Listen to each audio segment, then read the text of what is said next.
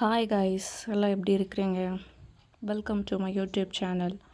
எல்லாம் நல்லா இருக்கிறீங்க நம்புகிறேன். இன்றைக்கி நம்ம வீடியோவில் வந்துட்டு புதினா பற்றி தான் பார்க்க போகிறோம். அண்ட் புதினாவோட பெனிஃபிட்ஸ் பார்க்க போகிறோம். அண்ட் இது வந்து எங்கள் வீட்டுக்கிட்ட வச்சுருக்கிற செடி. இது வந்து எப்படி வச்சோம், எப்படி இவ்வளோ அகலத்துக்கு பரவி இருக்குது, நாங்கள் இதுக்கு என்ன உரம் கொடுத்தோம் அப்படின்றதெல்லாம் பற்றி சொல்கிறேன். ஸோ இந்த ஒரு பிளான்ட் வந்து எங்கள் வீட்டுக்கிட்ட எங்கே வச்சாலும் வந்து அது கொஞ்ச நாளைக்கு நல்லாயிருக்கும், அப்புறமா இறந்து போயிடும். செடி வரவே வராது, அப்படியே காஞ்சி போயிடும். அந்த மாதிரி ஆகிட்டே இருக்கும். அந்த ஒரு டைமில் தான் எங்கள் அப்பா யாரோ ஒரு ஃபார்மில் ஒரு சுமார லேண்டுக்கே ஃபுல்லாக புதினா வச்சு அவங்க சேல் பண்ணிகிட்டு இருந்திருக்காங்க. அந்த இடத்துக்கு போனவங்க இதை பார்த்துட்டு ஓகே கொஞ்சமாக கொடுங்க அப்படின்ட்டு கேட்டிருக்காங்க. நாங்கள் எங்கள் தோட்டத்தில் வைக்கிறதுக்காக கொடுங்க அப்படின்னு கேட்டதில் அவங்க கொஞ்சமாக கொடுத்துருக்காங்க. லைட்டாக வேர் வச்சுருந்துச்சு, அவ்வளோதான். அதை எடுத்துகிட்டு வந்து சரி நம்ம வைப்போம், வீட்டு முன்னாடியே கொஞ்சம் வச்சு பார்ப்போம் அப்படின்னு சொல்லிட்டு லைட்டாக இருந்ததை வேர் வச்சு அதுக்கு எந்த உரமும் கொடுக்கல, எதுவும் கொடுக்கல. வரட்டும் பார்ப்போம் அப்படின்னு சொல்கிற மாதிரி லைட்டாக தான் வேர் இருந்த ஒரு குட்டி செடியை எங்கள் அப்பா வந்து வேர் இருக்குது அப்படின்னு சொல்லிட்டு நெட்டு வச்சாங்க. அந்த நெட்டு வச்சது எந்த அளவுக்கு பரவி இருக்குதுன்னா, அதுக்கு பரவ ரீசன் வந்து நான் இப்போ காட்டியிருக்கிற மாதிரி வீடியோவில் இதுதான் ரீசன். அது கொஞ்சம் கொஞ்சமாக வளர வளர வளர என்ன பண்ணோம் அப்படின்னா, அது வேர் வச்சுட்டே போகும். அந்த வேர் வைக்க வைக்க வைக்க வைக்க அது அகலமாக பரவிட்டே போகும் கைஸ். ஒரு இடத்துல வச்சது எந்த அகலுக்கு பரவி இருக்குது அப்படின்னா, கிட்டத்தட்ட ஒரு 50 மீட்டர்ஸ் அளவுக்கு பரவி இருக்குது.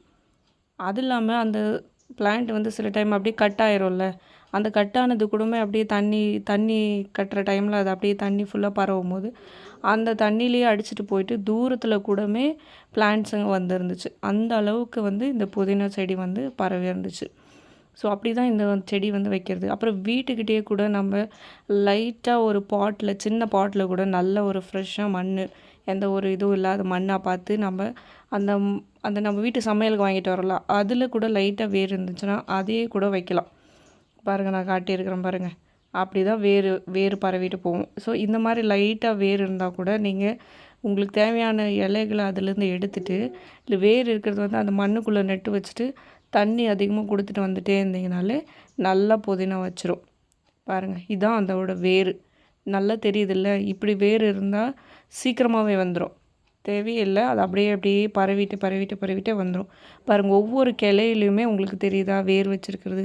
ஃபஸ்ட்டு ஒன்று ஸ்ட்ரைட்டாக இருக்குது, அப்புறமா அப்படியே கிளையாக பரவி இருக்குது. அப்படி தான் வச்சு அந்த அகலத்துக்கும் அது பரவுமே. ஸோ நம்ம இப்போ வந்து மின்ட்டோட இம்பார்ட்டன்ஸ் பார்க்கலாம்.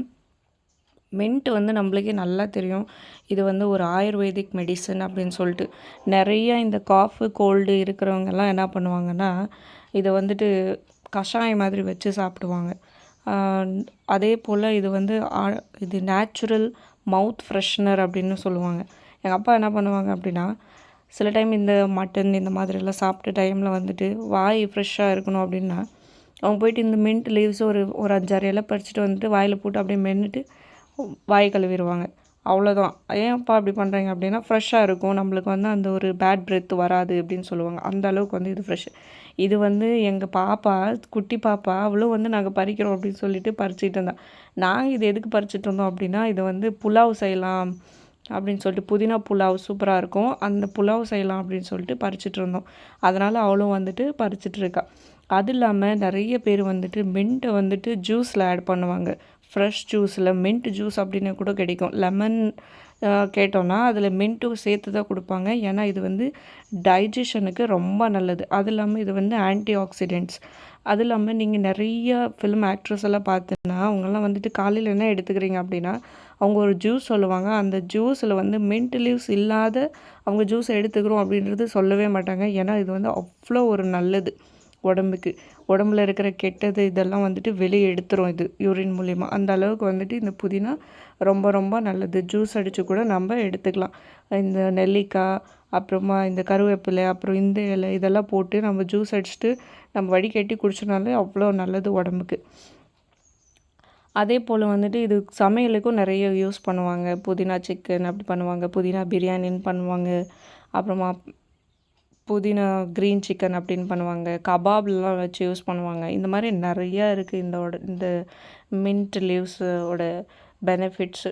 அதுவும் இல்லாமல் நம்ம நிறையா ஆயுர்வேதிக் பேஸ்ட்டு ப்ரஷ் பண்ணுறதுக்கு யூஸ் பண்ணுவோம்ல, அந்த பேஸ்ட்டில் கூட இந்த மின்ட் லீவ்ஸ் வந்துட்டு அட்வர்டைஸ்மெண்ட்டில் காமிக்கிற போது இதை தான் காமிக்குவாங்க. மின்ட் அண்ட் க்ளவுஸ் தான் இதில் அதிகமாக இருக்குது அப்படின்னு சொல்லிட்டு. ஸோ தெரிஞ்சுக்கோங்க இந்த மின்ட்டோட பெனிஃபிட்ஸ் எவ்வளோ இருக்குது அப்படின்னு சொல்லிட்டு. அந்த அளவுக்கு மின்ட் வந்து ரொம்ப பாடிக்கு ரொம்ப ரொம்ப நல்லது. ஸோ வீட்டுக்கிட்ட வைங்க. ஏதேதோ பிளான்ட்ஸ் வைக்கிற பதில் இந்த மாதிரி குட்டி குட்டியாக நம்ம ஆயுர்வேதிக்காக ரெடி பண்ணிக்க முடியும் அப்படின்ற பிளான்ட்ஸ் எல்லாம் வீட்டு முன்னாடி எப்பயுமே வைக்கணும்.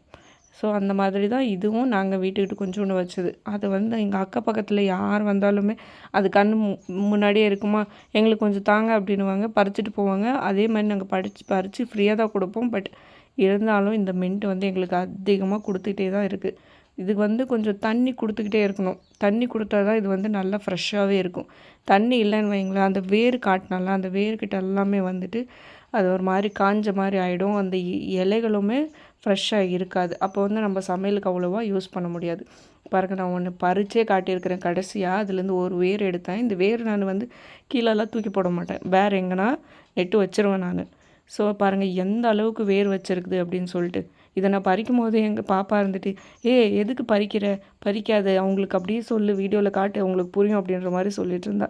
ஸோ அந்த அளவுக்கு வேர் இருக்கிற ஒரு கிளையை பறித்து வச்சா கூட நம்ம இதை அகலமாக க்ரோ பண்ணிக்கலாம். வீட்டு பர்பஸ்க்கு யூஸ் பண்ணிக்கலாம், மெடிசினல் பர்பஸ்க்கு யூஸ் பண்ணிக்கலாம்.